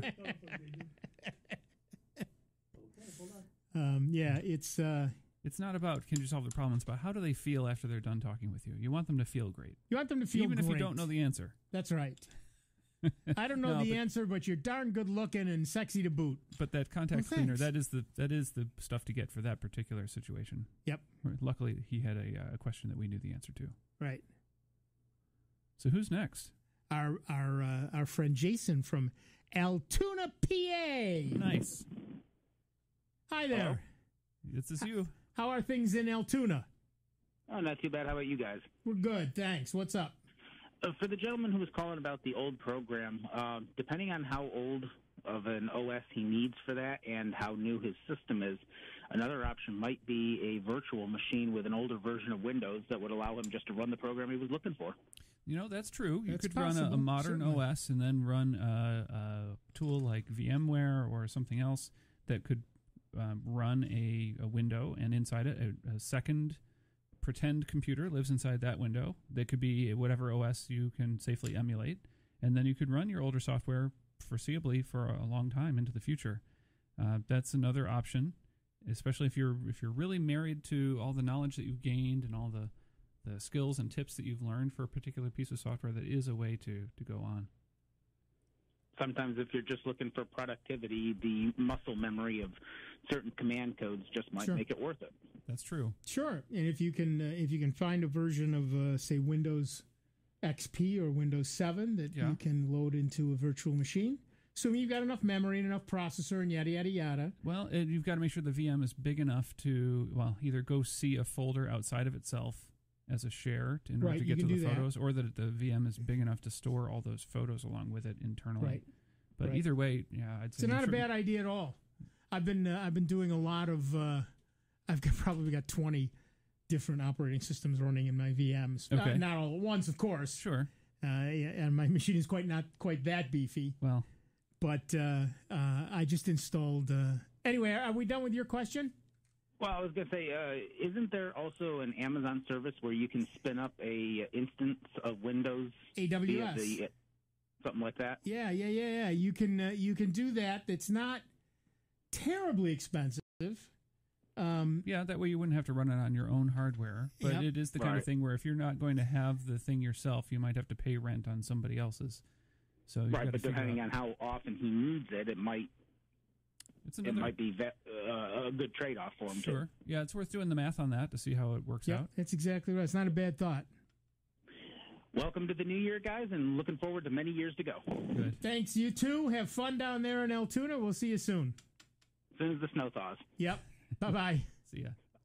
I just loaded an operating system called Haiku. Okay, what is Haiku good for? It's a general purpose. It's not based on Linux. It's not based on Windows. Not based on anything. It's its own thing, and it's registered. And I don't know where they all are, but the corporation is registered here in Rochester. Okay, it says based on BOS. It's based on BOS using that's their a name own. I haven't heard in a long time. Yeah, no kidding. It's pretty cool. It's still, I think, beta. Okay. Which is why I'm running it in VM and not anything. Well, it's always neat to keep track of, is 2019, Nick, going to be the year of Linux on the desktop? I think everybody wants to know. I think everybody wants to know that. And in fact, it is already. This is a Linux desktop. Okay. So you would say the year of Linux on the desktop is whenever the Chrome OS became mainstream. Yes. Okay. So it's already happened. Although if they go with Fuchsia, right, that uses an entirely different kernel whose name has now escaped me, but it will not be Linux anymore. Right. Let's see. I was reading all about that microkernel called Zircon. Zircon, there it is. Is that the one you were thinking of? Okay. Yeah. So it's pretty cool. Cool. I'm looking forward to playing with that as well in a VM to start with. Of course. But this Haiku is pretty cool stuff. I'm actually very impressed, and it is Rochester. It's registered in Rochester. I don't know where the people are. There's no contact information. Interesting. As such, but the company is registered here in Rochester, and so everybody should follow it at the very least. Okay, where should they go to learn more? Haiku-os.org. Okay, Haiku. Haiku. Neat. As in the 17-syllable poetry. Right. Yeah. Okay. All right. Back to the phones. It's Steve from Greece. Perhaps the same one. Steve? It is the same one. It is the same one. You're lucky. A couple of things for them where I said, I did try setting up a virtual box. Yeah. It ran fine, but the virtual box is so small that, I couldn't get the virtual box full screen. Right. One of the problems with running any virtual machine on your system, for those of you who don't know, a virtual machine is essentially a machine inside your regular machine. So you open up a window and you're now running Windows 7 or Linux or something else inside that window. The problem is, unless you've got an awful lot of RAM and an awful lot of disk space, you can't dedicate an awful lot of RAM or an awful lot of disk space to that VM. And it just doesn't run very well. So you want at least, if you've got an 8 gig machine, you can put 4 gig in it of RAM. You want to be able to dedicate 16 gig or so to your video, particularly for the stuff Steve wants to do. You might want even more. Or 16 meg rather.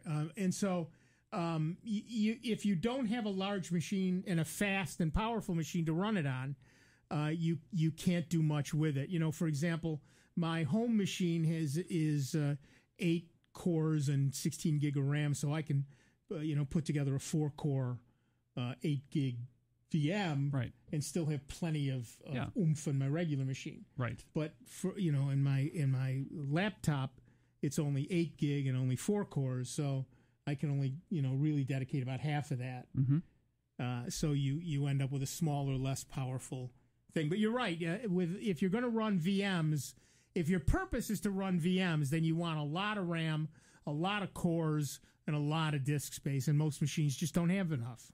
Yeah. And I missed the name of that cloud program he said. I think he said it once, and I missed it. The last caller, I think he's... Thumbs Plus? No, I got that one. I got the Thumbs Plus, but he mentioned, I believe, another online... you guys are going to make this into a podcast, right? I can catch Jason it later. from Altoona talked about spinning up something called AWS. AWS. Now, what that is the Amazon Web Services. You can actually buy from them essentially an operating system. So you can go to Amazon Web Services and say, I want a Windows machine in the web, in the internet.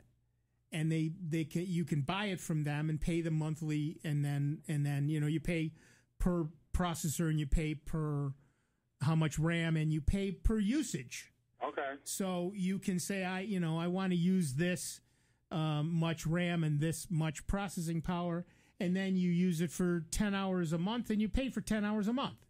Okay. So, but that's on Amazon's Web Services, and you can set that up at any time and run it through your web browser, essentially anywhere on Earth. Is that through ECC, Elastic Compute Cloud? Yeah. Is that how they do that? Yeah. Okay. And can you this is a XP program. Can I run an XP program through well, you have to provide the operating system, but yes, you can run anything you want. I think you can do Windows 7 and Windows 8 and probably stuff that's fresher than that. I don't know if they go all the way back to Windows XP. But that would be a great question for them to answer. I've had no problems running it on 7. It's just when I got into 10. I'm running it fine on one machine. Compatibility mode works great. Another Windows 10 machine, it does not work. Yeah. Okay. But you can read all about their sets of products. Right. And they do an astonishing number of things. The thing you're really looking for is EC. You're right. EC2 is the thing you want, and that's Elastic Computing Cloud. So it's EC2. So it's if you go to aws.amazon.com and look under products, one of the things you'll see is EC2 servers. Is it a number 2 or the word 2? The number 2, EC and the number 2. Okay. Under featured services, EC2. Under product, go to aws.amazon.com. Right. Click on products, and you'll see a whole list. And in the center column, the first one under featured services is Amazon EC2, virtual servers in the cloud. You guys and your listeners come up with some fantastic stuff. There you go. Good luck. Thank you again, guys. Yep. Good luck with that. Yep. Like I said, I don't know what it costs. I haven't looked into their costs in decades, but it really is not terribly expensive depending on what it is you want to do. Right. Yeah. You've got to figure out if you're not interested in learning a new piece of software, how many dollars is that worth to you? Right. Exactly. And if he was willing to pay somebody to recreate the product, he probably is willing to pay a few bucks for it one way or the other. Well, that's worth investigating. Exactly. But yeah. So yeah, I've run amazing numbers. I just half of them I don't run anymore, but I've got a bunch of VMs, and I've been playing with this Haiku. And like I said, it's a free software. It's not quite ready for prime time. But you remind me of a Weird Al Yankovic, where all about the Pentiums from so long ago. He says he's tried every operating system, gave props to some, and others he dissed them. Right. But this is it's beta 1 is Haiku beta 1, and if the folks if you're listening, or if you're one of the people who knows the folks who write haiku. Tell them I'm quite impressed. It's a pretty nice little. It doesn't do everything yet. It's still beta. Well, it's baby software, right? But it's pretty cool stuff, and I'm very impressed. And I'm looking forward to the real working version. It's pretty cool. Yeah, and it looks like they're getting really close to their fundraising goal too. Yeah. They're so if you're interested in helping them meet their goal in fundraising to get a new and different operating system that's registered in Rochester, New York, this is your chance to do it. Haiku-os.org. Drop them a few bucks and see what they'll get. They even have the exchange rate for euros. Wow. Currently, a euro is worth $1.14. Okay. Strong dollar. Wow. So you brought in a couple of 3D printed items today. I did bring in a couple of 3D printed items. Can't show them because we don't have the cameras. But we'll describe them. I got a 3D. I bought myself a 3D printer for Christmas, an Ender 3, not the Pro version, just the regular version. Okay. And it's pretty good. I've done no tuning, so you can see there's a little bit of schmutz there. Yeah. And it's not perfect, but it's pretty doggone good. And what I made were a couple of maker coins just playing around. Now, what's a maker coin? Well, many makers have these little coins. Okay. With some sort of thing in them that designates them, their logo or whatever it happens to be. All right. And then is this based on the challenge coin concept? Same idea. Okay. So if I go to a maker fair, I hand out my maker coin. Right. So it's something that represents you. Right. Exactly. Like a business card, but something that is unique to something that you made yourself. Right.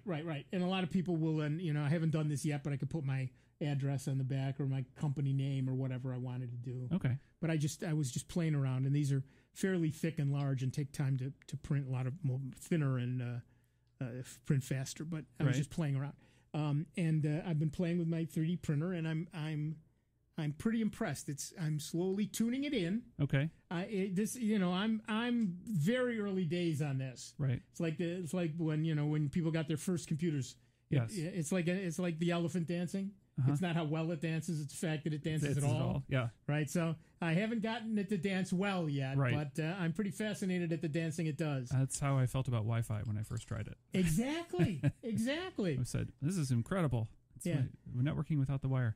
So what about the creation part? So did you have to design this on a computer? And what are the tools that you use to design the things before you print them? There are about 1 million tools. Okay. Online, there are some very inexpensive, free, and simple products. One is called Tinkercad. Okay. At tinkercad.com, I believe. We're about to find out. Yes. It's an Autodesk company. Okay, Autodesk, famous for making AutoCAD. And you sign in, you join, obviously, and you can sign in with your Autodesk thing, or you can just sign in, make a thing, and then it's very simple.